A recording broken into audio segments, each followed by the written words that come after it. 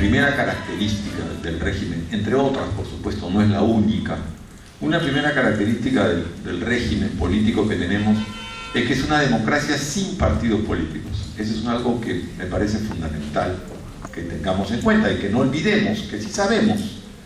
Solamente un dato: el único partido político que nos cansamos de decir que existe, que es el APRA, no ha podido presentar candidato presidencial por una crisis interna que todos conocemos, y más aún, solo ha sacado 4 parlamentarios a nivel nacional. O sea, para el APRA, el único partido político supuestamente que existe en el Perú, estas elecciones han sido un desastre, así de claro.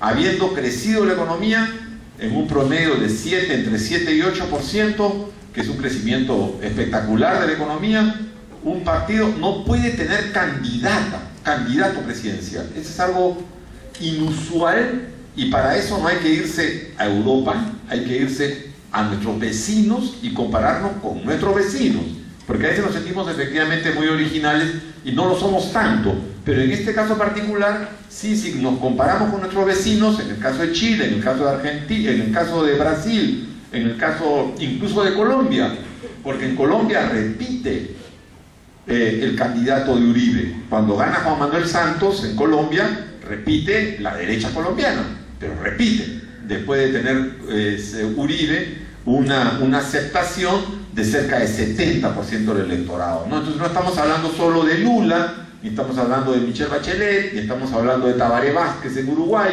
que permitió el éxito de Mujica, sino también estamos hablando de gobiernos que están a la derecha, como es el caso de Uribe. En el caso peruano no sucede eso. Entonces, este hecho es fundamental para entender el grado de incertidumbre de las elecciones peruanas.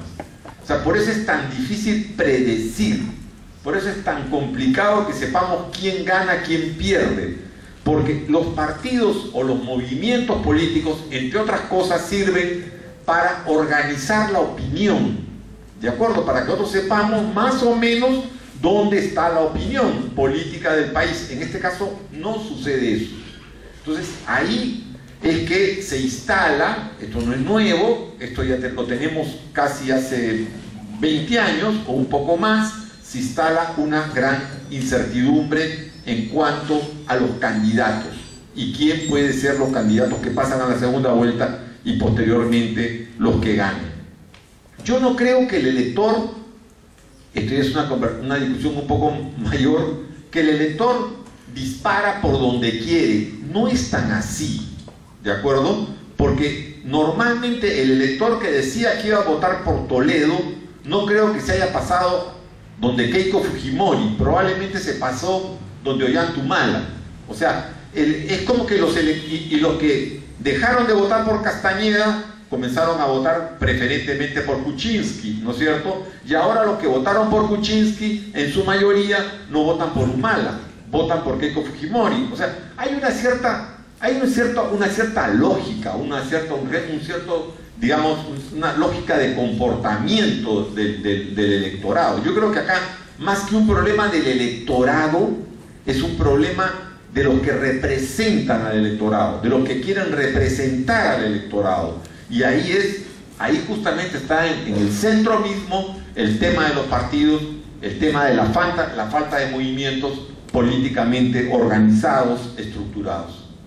Esto trae como consecuencia, esto pasa en otros países, no solo en el Perú, pero en el Perú esto adquiere una fuerza muy particular, que es la personalización de la política. O sea, la política comienza a estar personalizada en gente. Miren ustedes cómo en la campaña hay veces que los candidatos esconden a sus aliados. Ustedes no salgan, ¿de acuerdo? Salgo solo yo. Y los barren un poquito bajo la mesa, para que no aparezcan, porque algunos no es bueno que aparezcan. Se tiende a personalizar las campañas, y las campañas están súper personalizadas. El caso de Humala, el caso de Keiko Fujimori, fue Kuczynski, fue Toledo, etcétera, ¿no? Salvo que aparecía uno que otro y de vez en cuando, pero había una gran personalización de la política, lo que también es un problema. Es un problema, o sea, gane quien gane, es un problema, la verdad, porque los contrapesos no solo se dan entre el Poder Ejecutivo y el Parlamento y el Poder Judicial, como dice ¿no? la Constitución, y todos repetimos desde el colegio seguramente. Los contrapesos se dan en las instancias básicas de poder, y las instancias básicas de poder son los entornos, ¿no es cierto? O sea, es cuando a un presidente su partido o el grupo le puede decir: oiga, presidente, desaprobamos eso. Hay tensión. La tensión no necesariamente es negativa, es positiva.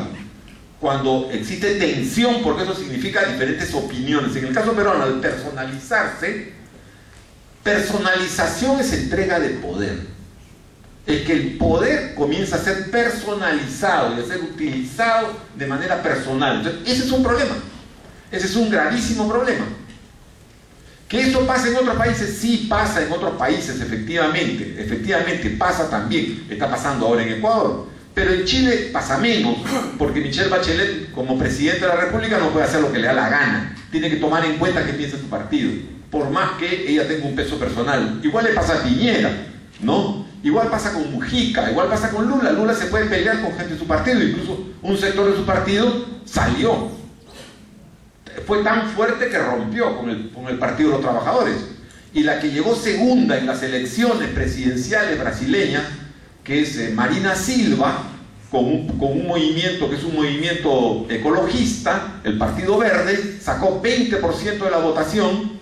Ella viene del PT y ella viene del Partido de los Trabajadores de Lula, pero era un producto de una discrepancia. Entonces, cuando no está tan o sea, esa es la importancia de que el poder no esté tan personalizado, pues, ¿no? Hay que estar mirándole la cara al caudillo para ver para dónde va, qué piensa, qué siente, qué opina, qué cree. Ese es un problema.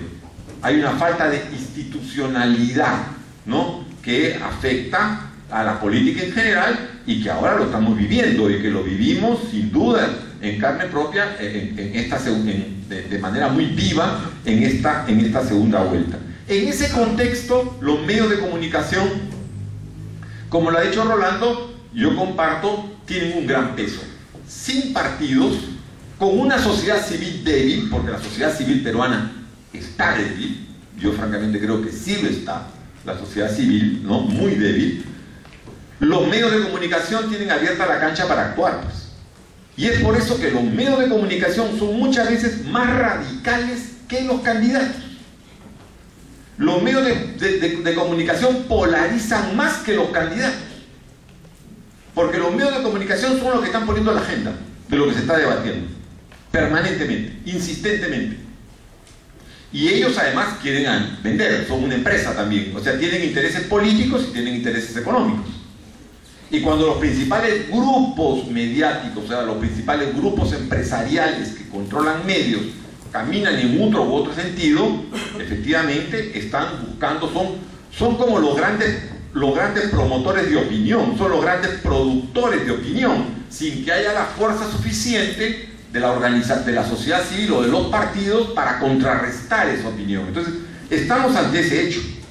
Ahora, ¿la gente le cree todo a lo que los medios dicen? No, tampoco le cree. Los medios han perdido en este país varias elecciones. Perdieron el 90, cuando todos estuvieron con Vargas Llosa, perdieron, ¿no es cierto?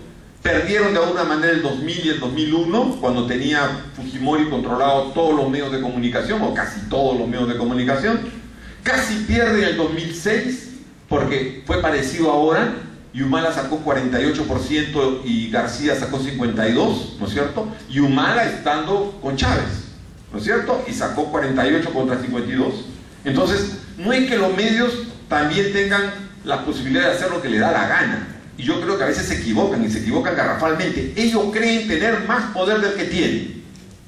A mí me parece. Tienen poder, pero tienen menos del que creen tener, sobre todo a nivel nacional. ¿Por qué? Porque yo creo que hay sectores de la opinión que sí compran fácilmente lo que los medios dicen, pero hay otros sectores de opinión que perciben que los medios son parte del poder dominante, ¿de acuerdo? O sea, los medios son parte del poder que domina el país. Y por eso es que pueden tener una lectura distante de lo que los medios dicen, y una contralectura. O sea, dicen, no, si esto dicen eso, por algo es. ¿de acuerdo? Y comienzan a releer lo que los medios dicen. O sea, las personas tienen un sentido más crítico, no todas, pero muchas, mayor del que creemos que tienen, por supuesto. Y tienen un sentido crítico no solo en el sector, digamos, que terminó quinto año de media o está en universidad, no. Pueden tener un sentido muy crítico en los sectores populares también. Así como pueden tener una mirada que absorbe rápido, también tienen una mirada de crítica. Y esa crítica se construye en el barrio, en la esquina del barrio, se construye en la familia, cuando llegan a la casa, cuando almuerzan, cuando comen, cuando discuten, cuando ven televisión, y unos están a favor de Bailey y otros están en contra de Bailey. ¿No es cierto? Así es. Y así se construye la opinión política, así se construye el voto también, ¿no es cierto? De esa forma se construye el voto. Entonces, creo que eso existe y por eso es tan complejo, por eso es tan difícil que decir también, ellos tienen un poder sin duda muy poderoso, muy potente, pero también tienen que saber, por ejemplo, tener límites. Por ejemplo, yo creo que ahora los grandes medios de comunicación pueden correr el riesgo de saturar la opinión pública. Es como cuando uno le mete agua a una esponja. Échale más agua a la esponja que no le va a entrar más. Porque ya has puesto tanta agua que ya esa esponja está absolutamente saturada. ¿De acuerdo? Ya no va más. Yo creo que puede estar pasando algo parecido. Puede pasar algo parecido en el sector de la opinión, que se convierten en impermeables a lo que digan los medios. Sobre todo, estoy hablando de Lima, ¿no?, en el que los medios efectivamente tienen un poder particular, distinto. El comercio pesa en Lima, pues no pesa igual a lo que pesa en Ayacucho, a lo que pesa en Cusco, ¿no? No es igual a lo que pesa en Urcos, si hablamos de las provincias, incluso dentro de un departamento. Y creo además...